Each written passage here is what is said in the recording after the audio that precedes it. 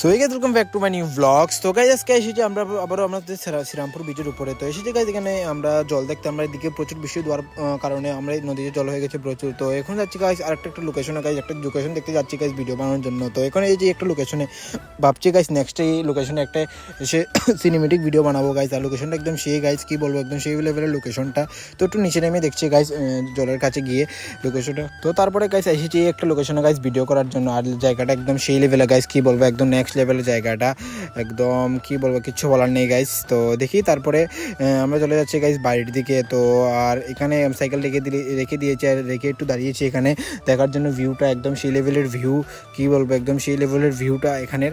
আর এখানে নেক্সটটা guys video বানাবো। তো তারা এখানে দাঁড়িয়ে রয়েছে এখানে ভাইরা, তোমরা দেখতেই পেরেছো। আর তারপরে গাইস আমরা চলে গেলাম বাড়ির দিকে। তো ওকে দেখতেই পেরেছো, ওর সাথে আমরা একটু ফাইজলামি করলাম এখানে।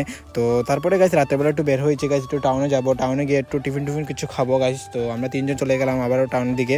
তো বের হয়ে গেছি। তো তারপরে এসেছি একটা সাইকেলে রাখার জায়গাতে, যেখানে সাইকেল রেখে দিলাম। তো তারপরে এখানে খাওয়ানো অর্ডার দিয়ে দিলাম আমরা। তো আর তারপর আর ভিডিও করছি না গাইস। তো আজকের ব্লগটা এতটুকু। যদি ব্লগটা ভালো লাগে অবশ্যই লাইক এবং সাবস্ক্রাইব করো। তো বাই গাইস।